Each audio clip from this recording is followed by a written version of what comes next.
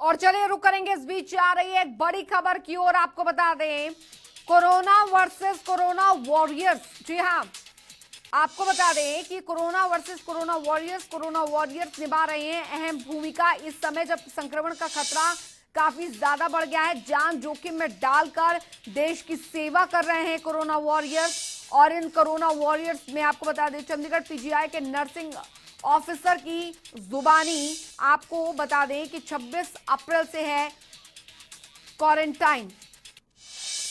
26 अप्रैल से क्वारंटाइन है corona versus corona warriors. देश ही नहीं बल्कि पूरी दुनिया भर में जो कोरोना वॉरियर्स हैं वो डटे हुए हैं ताकि कोरोना संक्रमण को जड़ से खत्म किया जा सके। जान जोखिम में डालकर वो देश की सेवा कर रहे हैं। और बता दें आपको कि चंडीगढ़ पीजीआई के नर्सिंग ऑफिसर की जुबानी 26 अप्रैल से क्वारंटाइन है। ये इस वक्त की बेहद बड़ी खबर आपको बता रहे हैं। तो कोरोना वर्सेस कोरोना वॉरियर्स निभा रहे हैं भूमिका।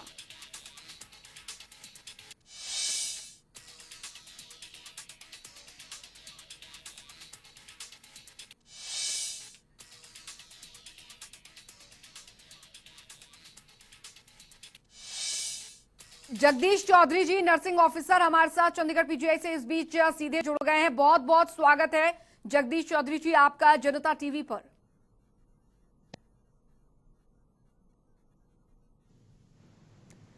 जगदीश चौधरी जी, आपको मेरी आवाज मिल पा रही है सर? मिल पा रही है आपकी आवाज? सर बहुत बहुत स्वागत है। और साथ ही आप लोगों के जज्बे को थैंक यू। सलाम भी है। जो आप लोग जिस तरीके से काम कर रहे हैं कोरोना वॉरियर्स के चलते, आप लोग जिस तत्परता के साथ काम कर रहे हैं वो देश हित में है और इसी के लिए हम आपको सलाम करते हैं। लेकिन सर, समझना चाहेंगे कि कितनी परेशानियां यहां पर होती हैं, क्योंकि एक ऐसी बीमारी जिसकी वैक्सीन अभी तक नहीं बन पाई हो, लेकिन मरीज इतने ज्यादा हर दिन बढ़ते जा रहे हैं।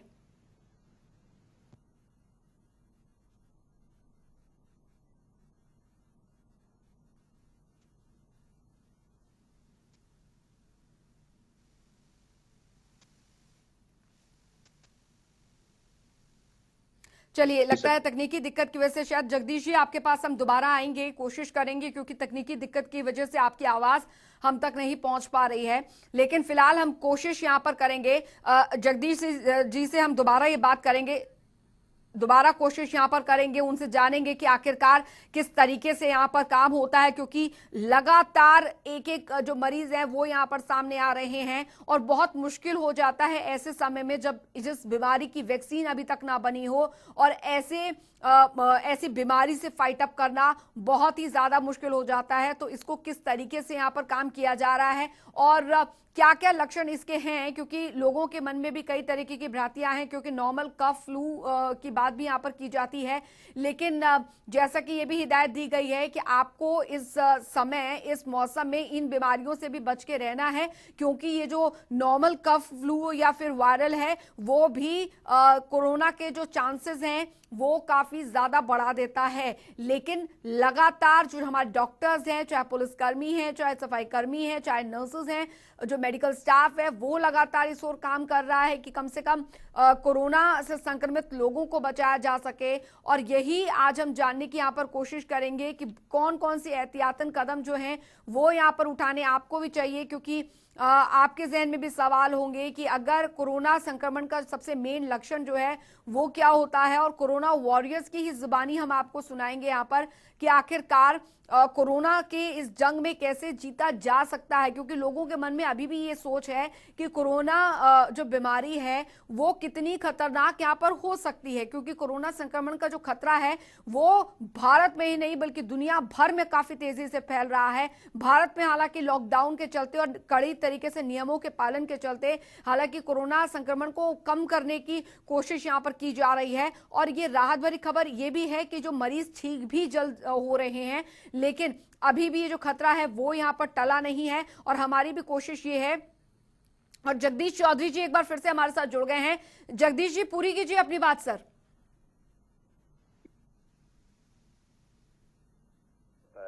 जो पेपर एक प्लास्टिक का कवर है, ये गर्मी पड़ती है उसको 6 घंटे तक पहन के रखते हैं हम।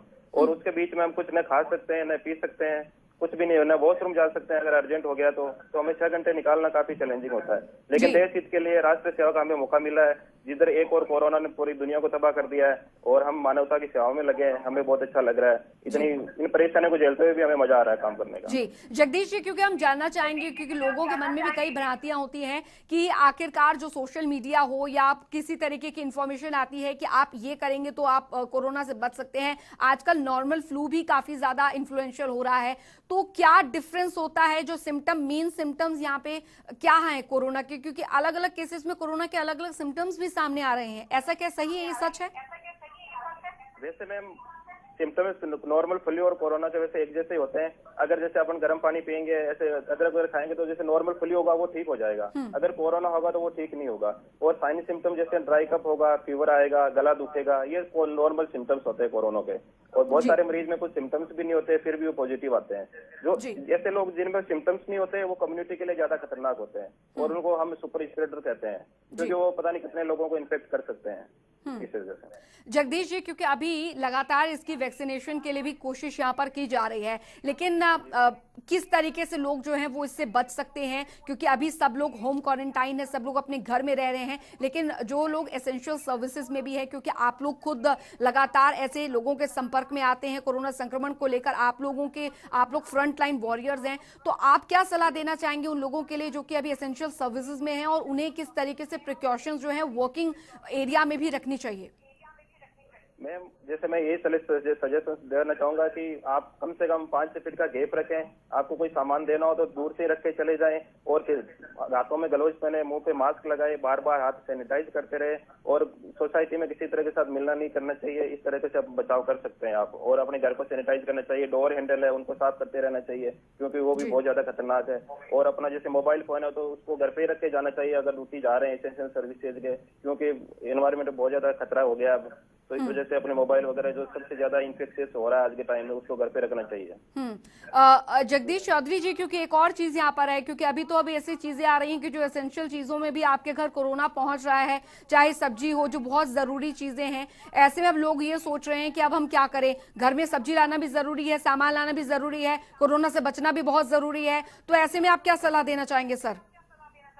मैम ऐसे जैसे सब्जियां भी जरूरी है, दूध भी जरूरी है, अगर ऐसे डरेंगे तो काम कैसे चलेगा? बिल्कुल। इसके लिए आपको थोड़ा सा प्रिकॉशंस रखना है। जैसे दूध लेते हैं तो अपने दूध लेने के बाद हाथों को धोना चाहिए, सब्जियां आ रही है तो उनको सर्फ में धोना चाहिए या कुछ डिसइंफेक्टेड में धोना चाहिए, फिर इनको यूज करना चाहिए। अपनी तरह से पूरा प्रिकॉशंस रखना चाहिए, बाकी इतना डरने की भी जरूरत नहीं है, ध्यान पूरा रखना है अपनी तरफ से। जी जगदीश जी, क्योंकि अब एक आखिरी सवाल मैं आपसे जरूर यहाँ पर पूछना चाहूंगी, क्योंकि ऐसे लोगों में अब कंफ्यूजन ये है कि अगर लोग जो हैं वो डर रहे हैं डॉक्टर्स के पास जाने के लिए, अगर उन्हें फ्लू भी हो जा रहा है कि हम कहीं डॉक्टर के पास जाएं और हमें कहीं कोरोना निकल जाए, लेकिन ऐसे में जो टेस्टिंग की अगर बात की जाए, लोगों के मन में ये है कि पता नहीं टेस्टिंग कैसे होती है इसकी या किस तरीके से कोरोना का टेस्ट होता है, तो सर ये भ्रम, ये डर लोगों के दिमाग से निकले, इसके लिए हम चाहेंगे हमारे दर्शकों को आपको आप बताएं किसी तरीके से हो सके कि ये किस तरीके का टेस्ट होता है, किस तरीके से होता है, और लोगों को डरने की जरूरत नहीं है, टेस्ट करवाना जरूरी है। वैसे मैम कोरोना का जिस तरह से भ्रांतियां फैलाई जा रही है ऐसा कुछ नहीं है। नॉर्मल टेस्ट लिया जाता है, गले से नाक से स्वाब टेस्ट लेते हैं इसमें, जिसमें कोई बिल्कुल पेनफुल नहीं है। अगर बाई चांस मान लो पॉजिटिव आता है तो हॉस्पिटल में भर्ती किया जाता है, हम अच्छी केयर देते हैं, वहाँ पे कोई दिक्कत नहीं होती है किसी तरह की, तो डरने की जरूरत नहीं है। आराम से कुछ भी दिक्कत होती है तुरंत प्रशासन को बताओ, वो आपकी जाँच करेंगे। कोरोना होगा तो आपको एडमिट करेंगे, आपके घर वाले बचेंगे, टाइम पर इलाज होगा, आप स्वस्थ रहेंगे, आपकी सोसाइटी ठीक रहेगी, क्योंकि इससे कम्युनिटी स्प्रेड रोकने में अपनी आसानी होगी। लेकिन जगदीश जी, क्योंकि अभी लगातार इस तरीके की बातें भी निकलकर सामने आ रही हैं, क्योंकि कोरोना के कई ऐसे सिम्टम्स हैं कि जो दिखाई नहीं देते हैं, वो लक्षण जो कि शायद पता भी नहीं लगते हैं, और उनमें भी कोरोना पॉजिटिव आया है, तो ऐसे में क्या सबसे ज्यादा जरूरी होता है, बहुत जरूरी चीजें जो बहुत ध्यान में रखने वाली हो? और दूसरा मेरा सवाल ये भी है कि ऐसे कई मरीज हैं और ऐसे कई केसेस सामने आए हैं जिनमें कोरोना पॉजिटिव तो पाए गए हैं, लेकिन वो ठीक भी हो गए हैं, लेकिन बाद में फिर से वो कोरोना पॉजिटिव हो गए। कितने चांसेस होते हैं ऐसे केसेस में? मैम कोरोना पॉजिटिव वापस चांस होने के बहुत कम चांस होते हैं, ऐसा इतना वापस नहीं होता है।